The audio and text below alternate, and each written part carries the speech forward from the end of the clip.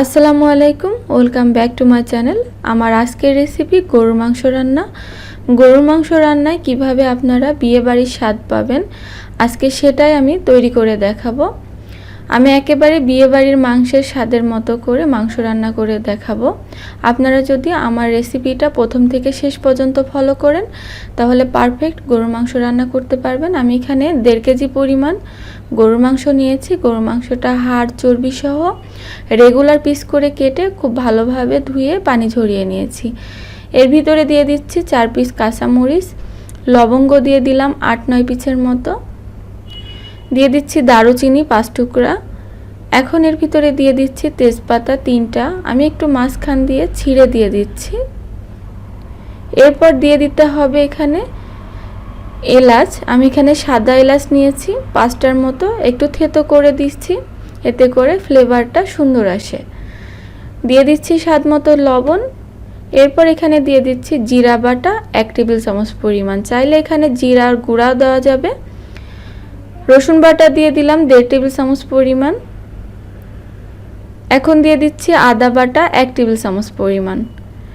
মাপটা আপনারা ঠিক রাখবেন, তাহলে মাংস রান্নাটা পারফেক্ট হবে। এখন দিয়ে দিচ্ছি বাদাম বাটা 1 টেবিল চামচ পরিমাণ, যে কোনো বাদাম এখানে দিলেই হবে।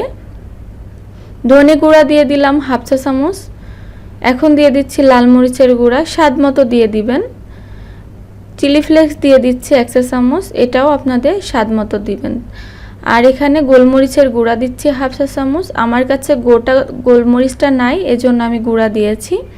হলুদের গুঁড়া দিলাম 1/2 চা চামচ পরিমাণ। এখন দিয়ে দিচ্ছি 1 কাপ পরিমাণ পেঁয়াজ কুচি। পেঁয়াজটা বেটে দেওয়ার কোনো দরকার নেই, এভাবে কুচি করে দিলেও গলে যাবে। আমি এবার ভালোভাবে মিক্স করে নিচ্ছি। মাংসের সাথে মশলাটা খুব ভালোভাবে মাখিয়ে নিতে হবে।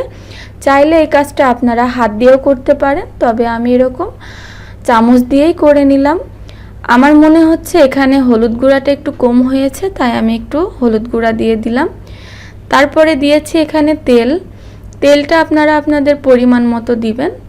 তো তেলটা দেওয়ার পরে আমি আবারও মাংসের সাথে মিশিয়ে নিচ্ছি।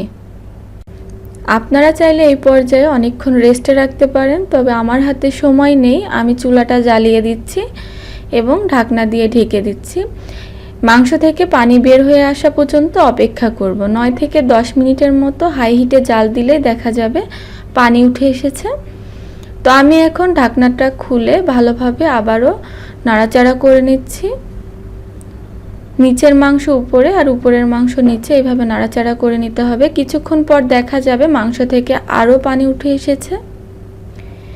আমি কিন্তু মাংসে কোনো পানি অ্যাড করিনি, দেখুন আরও পানি উঠে এসেছে।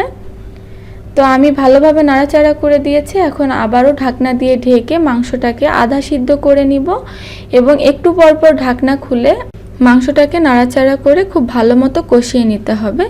এর ভিতরে মশলার যে কাঁচা গন্ধটা থাকে সেটা তখন আর থাকবে না, খুব ভালোভাবে মশলাটা মাংসের সাথে কষে যাবে। তো সুন্দরভাবে মাংসটা আমি কষিয়ে নিয়েছি, এর ভিতরে আর মশলার কোনো স্মেল নেই। এখন এর ভিতরে দিয়ে দিচ্ছি গরম পানি। অবশ্যই গরম পানি দিবেন। গরম পানিটা দিতে হবে পরিমাণ মতো, যেহেতু মাংসটা আমার অর্ধেক সিদ্ধ হয়ে গিয়েছে। এখন পুরোপুরি সিদ্ধ করার জন্য আমি পরিমাণ মতো পানি দিয়ে দিলাম। আর অবশ্যই এখানে গরম পানি দিবেন, তাহলে সিদ্ধ করতে কম সময় লাগবে। তো ভালোভাবে নাড়াচাড়া করে মিশিয়ে নেওয়ার পরে আমি আবারও ঢাকনা দিয়ে ঢেকে দিচ্ছি। আর এই পর্যায়ে চুলার আঁচটা কমিয়ে দিতে হবে। পুরো মাংস রান্নাটাই চুলার আঁচটা কমিয়ে মাংসটা রান্না করবেন, এতে করে মাংসটা সুন্দর সিদ্ধ হবে। এই পর্যায়ে চুলার উপরে আপনারা 5 মিনিট রেখে দিতে পারেন। আমার রান্নাটা প্রায় শেষের দিকে। চাইলে এখানে ভাজা জিরার গুঁড়াও ছিটিয়ে দিতে পারেন, তবে আমি আর দিচ্ছি না। তো আমার আজকের মাংস রান্নাটা আপনাদের কাছে কেমন লাগলো কমেন্ট করে জানাবেন। আজকে আমি এখানেই বিদায় নিচ্ছি। আল্লাহ হাফেজ।